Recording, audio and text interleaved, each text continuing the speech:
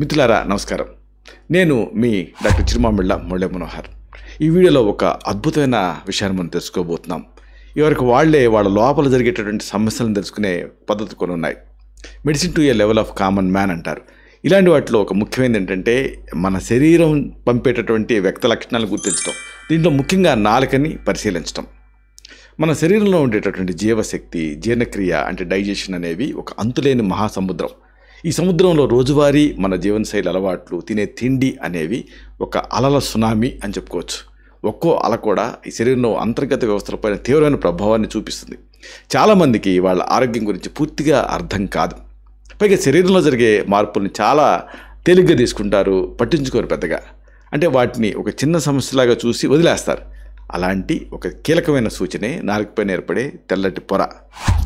ఈ నాలుక మీద ఏర్పడే తెల్లటి పొరని ఎలా సరి చేసుకోవచ్చు, ఈ సమస్యకి శాస్త్రీయ దృక్పథం ఎలా ఉంటుంది, ఆయుర్వేదం తాలూకు ఆ సూత్రాలు ఏమిటి, జీవనశైలి సూత్రాలు, ఇంకా ఇలాంటి ఎన్నో కీలకమైన అంశాలని, రోజువారీ అలవాట్లో ఎలాంటి మార్పులు చేసుకోవాలి, మనం తినే ఆహారంలో ఎలాంటి ఆహారం తీసుకోవాలి, ఏం తినకూడదు, ఇలాంటి ముఖ్యమైనటువంటి శాస్త్రీయ విషయాలన్నింటినీ కూడా తేలికపాటి భాషలో మనం చెప్పుకుందాం.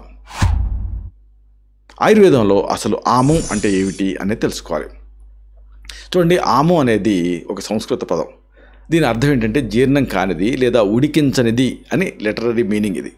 మనం తీసుకునేటువంటి ఆహారం జీర్ణక్రియలో పూర్తిగా జీర్ణం కానప్పుడు దానివల్ల శరీరంలో ఒక జిడ్డుగా దుర్వాసనతో ఉండేటువంటి ఒక పదార్థం తయారవుతుంది.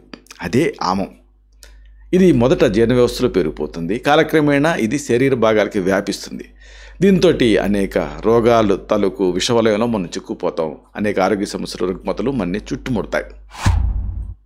ఈ సందర్భంగా నాలుకను చూసి వ్యాధి నిర్ధారణ ఎలా చేస్తారు, డయాగ్నోసిస్లో ఇది ఎలా మనకు ఉపయోగపడుతుంది, ఇది తెలుసుకోవాలి. ఆయుర్వేదంలో నాలుకని పరిశీలన చేయటం అనేది ఒక ముఖ్యమైన వ్యాధి నిర్ధారణ విధానం. నాలుక రంగు, దాని ఆకృతి, ఇలాంటివి జీర్ణక్రియ ఎలా జరుగుతుంది, దోషాల మధ్య సమతుల్యత ఎలా ఉంది, ఇలాంటి కీలకమైనటువంటి సమాచారాన్ని మనకి అందిస్తాయి. అంటే ఈ పరిశీలన, ఈ నిర్ధారణ అనేది శతాబ్దాల నుంచి ఆయుర్వేదంలో ఉపయోగిస్తూనే ఉన్నాం.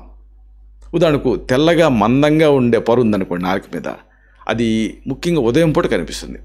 జీర్ణక్రియ తగ్గినప్పుడు, మందాగ్ని ఉన్నప్పుడు ఇలాగా నాలుక పైన తెల్లగా పెరిగిపోయి కనిపిస్తుంది. ఇక నాలుక వెనక భాగంలో గమనించినప్పుడు తెల్లటి పొర ఉందనుకోండి వెనక భాగంలో, అది ప్రధానంగా పేగులు, పెద్ద పేగుల్లో విష పదార్థాలు ఉన్నాయన్న దాన్ని సూచిస్తుంది. ఇంకా వాతదోషం సమతుల్యత తప్పిందని, జీర్ణక్రియ మందగించిందనేది ఇది తెలియజేస్తుంది. ఇక తెల్లగా పొడి పొడి మచ్చలు ఉన్నాయనుకోండి నాలుక మీద, అప్పుడు శరీరం లోపల నీరు లేదని అర్థం, లేదా వాతదోషం పెరిగిందని అర్థం. ఇలాంటి లక్షణాలు అనేవి నాలుక అనేది డ్రై టంగ్ లాగా మనకి మేనిఫెస్ట్ అవుతుంది. దీంతో శరీరంలో ఉండేటువంటి ద్రవాలు సరిగ్గా శోషించబడటం లేదు అని మనకి సూచిస్తాయి. ఇక తడిగా మందంగా ఉండే తెల్లటి పొర ఉందనుకోండి నాలుక మీద, అది కఫదోషం పెరిగిందని, శరీరంలో ఎక్కువగా శ్లేష్మం అంటే మ్యూకస్ అనేది పెరిగిందని, అలాగే స్తబ్దత శరీరంలో ఎక్కువ ఉందని అనే అంశాలు సూచిస్తుంది. ఇక నాలుక పైన తెల్లటి పొరను తొలగించడానికి మరి ఏం చేయాలి అంటే కాజ్ ఓరియంటెడ్ అప్రోచ్, ఆయుర్వేద మార్గాలు తెలుసుకోవాలి. ఇలాంటి వాటిలో అతి ముఖ్యంగా మనం చెప్పుకోవాల్సింది నాలుకని శుభ్రం చేసుకోవటం. రోజు ఉదయం నిద్ర లేవగానే దంతాలని తోముకునే ముందు నాలుకని కూడా శుభ్రం చేసుకోవాలి. ఇది రాగి లేదా స్టీల్తో చేసినటువంటి నాలుక బద్దని, అంటే నాలుకని గీరే పరికరాన్ని వాడచ్చు, టంగ్ స్క్రేపర్ని వాడుకోవచ్చు. దీనివల్ల విష పదార్థాలు బయటకు వెళ్ళిపోతాయి, అలాగే జీర్ణశక్తి పెరుగుతుంది. అగ్నిని పెంచేటువంటి మసాలా దినుసులు వాడటం మరొక పద్ధతి. కొన్ని రకాల మసాలా దినుసులు జీర్ణశక్తిని, అగ్నిని పెంచుతాయి. ఆమంని కూడా ఇవి తొలగించేస్తాయి. ఉదాహరణకు మొట్టమొదటి చెప్పుకోవాల్సింది అల్లం గురించి. జీర్ణశక్తిని పెంచుతుంది, ఆమంని తొలగించేస్తుంది. రెండోది జీలకర్ర, జీర్ణశక్తిని పెంచేది జీరకం, అందుకే జీలకర్ర అంటారు. క్యుమిన్ పోషకాలను గ్రహించడానికి సహాయపడుతుంది. ఇక మూడోది సోంపు, ఇది జీలకర్రలాగే ఉంటుంది, ఫెనల్, అందుకే మనం తిన్న తర్వాత సోంపుని తినటం మనకి అలవాటు, కడుపు ఉబ్బరాన్ని తగ్గిస్తుంది. అలాగే అతి ముఖ్యమైనది మిరియాలు, నల్ల మిరియాలు, బ్లాక్ పెప్పర్ అంటారు, కఫాన్ని తొలగిస్తూ జీర్ణక్రియని, జీవక్రియని ఇది పెంచుతుంది. ఆహారం తీసుకునే ముందు అల్లం ముక్కని నిమ్మరసం ఉప్పుతో నమిలి తినడం వల్ల జీర్ణక్రియ మెరుగుపడుతుంది. ఇక ఈ ఆమాన్ని తగ్గించే ఆయుర్వేద మూలికలు సైతం ఉన్నాయి. ఉదాహరణకు త్రిఫల జీర్ణ వ్యవస్థను శుభ్రం చేస్తుంది, పేగుల కలికల్ని పెంచుతుంది. దీన్ని 1 నుంచి 3 గ్రాముల మోతాదుగా వేడి నీళ్ళ కలిపి తీసుకోవాల్సి ఉంటుంది పడుకునేటప్పుడు. రెండోది తిప్పతీగ, గుడూచి, రోగనిరోధక శక్తిని పెంచుతుంది, శరీరంలో లోతుగా పేరుకుపోయిన విష పదార్థాలను బయటకు పంపుతుంది. చూర్ణ రూపంలో అయితే 1 నుంచి 3 గ్రాములు, గిలాయి సత్వం రూపంలో అయితే 500 మిల్లీగ్రాముల నుంచి 1 గ్రాము వరకు దీన్ని నీళ్లతోటి కలిపి తీసుకోవాల్సి ఉంటుంది. ఇక వేప, నీమ్, ఇది చేదుతో కూడిన మూలిక, కఫం తాలూకు ఉధృతిని తగ్గిస్తుంది, ఆమాన్ని తొలగించడానికి సహాయపడుతుంది. వేప పుల్లతోటి పడుదోవుకోవటం లేదా వేప పొడిని వాడటం అనేది మంచి పద్ధతి. తర్వాత పిప్పళ్ళు మిరియాలాగా ఘాటుగా ఉంటాయి, జీర్ణశక్తిని పెంచుతుంది, అయితే వేడిని ఉత్పత్తి చేసుకుంటుంది కాబట్టి తక్కువ మోతాదులో 500 మిల్లీగ్రాముల నుంచి 1 గ్రాము వరకు మాత్రమే దీన్ని వాడాలి. ఇక అన్నిటికంటే తేలికైంది వేడి నీళ్ళ ట్రీట్మెంట్. రోజంతా వేడి నీళ్ళని కొద్దిగా తాగుతూ ఉండాలి. ఇది విష పదార్థాలను బయటికి పంపడానికి, జీర్ణక్రియను మెరుగుపరచడానికి సహాయపడుతుంది. ఈ మధ్య మీకు సూపర్ బజార్లో కెటిల్స్ దొరుకుతున్నాయి. అంటే ఒక ప్లగ్ పెట్టి నీళ్లు పోస్తే అది అప్పటికప్పుడే వేడెక్కుతుంది. ఆ నీళ్లు తాగొచ్చు.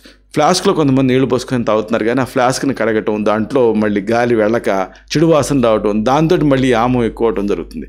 అందుకని అప్పటికప్పుడు నీళ్లు వేడి చేసుకొని తాగలిగితే మంచిది.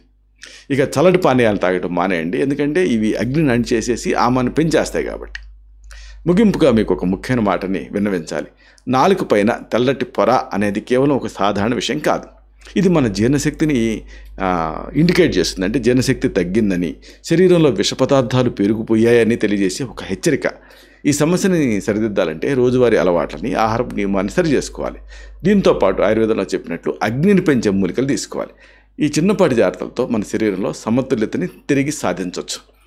ఆరోగ్యం తాలూకు రహస్యాల్ని నాలుక అనే అర్థంలో చూసుకోవటం అనేది ఒక అద్భుతమైన విషయం.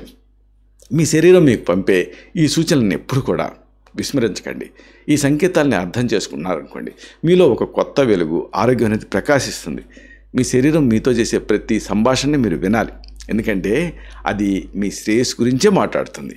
ఈ ప్రయాణంలో మీ ఆరోగ్యం ఒక మిత్రుడిగా మీకు తోడుగా ఉంటుంది. ఇలాంటి మరిన్ని ఇన్ఫర్మేటివ్ వీడియోస్ కోసం ఈ ఛానల్ సబ్స్క్రైబ్ చేసుకోండి. అలాగే ఈ వీడియోలు అప్లోడ్ అవడంతోనే ఆ విషయం మీకు తెలియాలనుకుంటే బెల్ బటన్ క్లిక్ చేయండి. అప్పుడు మీకు ఒక నోటిఫికేషన్ వస్తుంది. ఆ నోటిఫికేషన్ క్లిక్ చేస్తే ఆ వీడియోని మీరు మిస్ కాకుండా చూడగలుగుతారు. అలాగే ఈ వీడియో మీకు నచ్చిందనుకోండి, లైక్ చేయండి. అప్పుడు ఇది మరింత ఎక్కువ మందికి రికమెండ్ అవుతుంది. ఈ వీడియో తాలూకు పర్పస్ సర్వ్ అవుతుంది. అంటే అందరికీ ఆరోగ్యం అన్న మన అభిలాష, మన ఆకాంక్ష నెరవేరుతాయి. శతం జీవ శరదో వర్ధమానః, శతం హేమంతాన్ శతం వసంతాన్. 100 శరత్తులు, 100 హేమంతాలు, 100 వసంతాలు వర్ధిల్లుతూ జీవించండి. Stay healthy, stay happy, be positive, keep smiling. Love you all. శుభం.